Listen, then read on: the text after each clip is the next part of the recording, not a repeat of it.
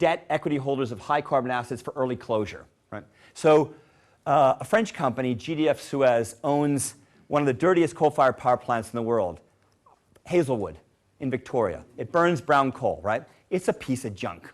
It's an absolute piece of junk, right? But if you add up all of the Hazelwoods around the world, there's so many of them, right? And they have enough operating life left in them that if you let them run, the amount of carbon that they're going to emit is, and that's this term lock-in, is something like, for the coal-fired power plants, about 50% of the remaining budget that we have to keep temperatures below 2 degrees, which is the target, right? So my view is those assets, there's two types of people who own them, right? There's the banks that loan the money, because these things are assets that are refinanced. And then there's the equity holders, the people who own the shares in the company that controls the asset. Write these people a check. Tell them, shut the thing down. Oh, and by the way, we'll give you a premium if you invest that money in a new low carbon or zero carbon or exceedingly more efficient plant. But if you don't do this, it doesn't matter how successful you are with the other four. If you fail here, it really doesn't matter. We get completely swamped by the emissions from these existing assets. They're that large.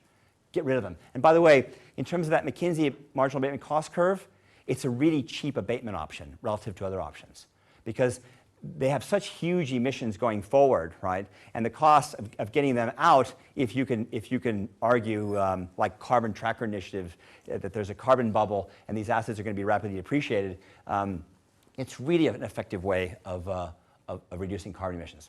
And then finally, invest much more capital in game changers. So artificial photosynthesis, integral fast reactors, synthetic biology, quantum computing.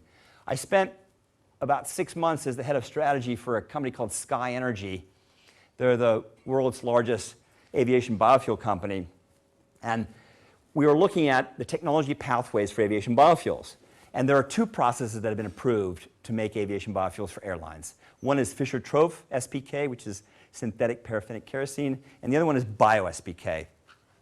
And we were looking about whether or not those were going to scale, and we rapidly came to the conclusion that they're not going to scale for a variety of reasons. The amount of land that you need, the amount of water that you need, fertilizer, energy inputs, all of those kinds of things.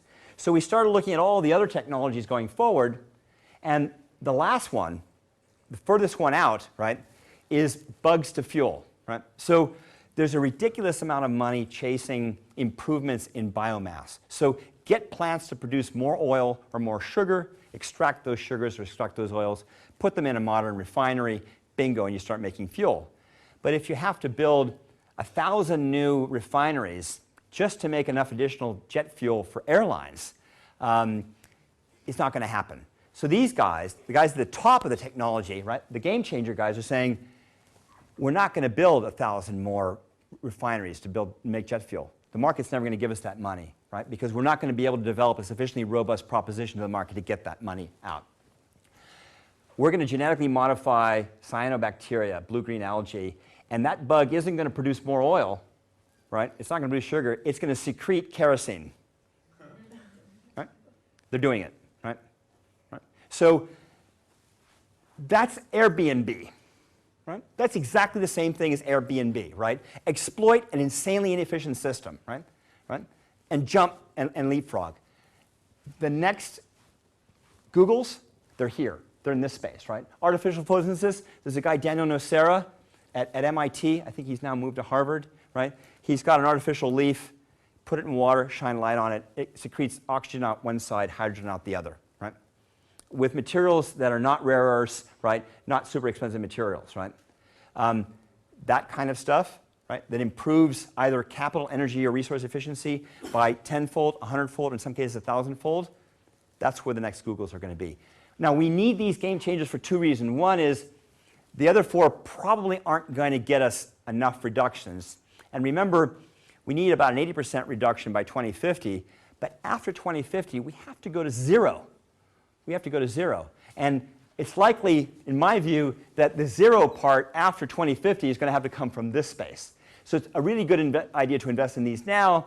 One is you might make a ridiculous amount of money because if any of these guys get it right, they're going to crush the existing model. And two, we get that right, that's the technology that carries us because this global carbon management exercise, it's going to go on forever. Okay.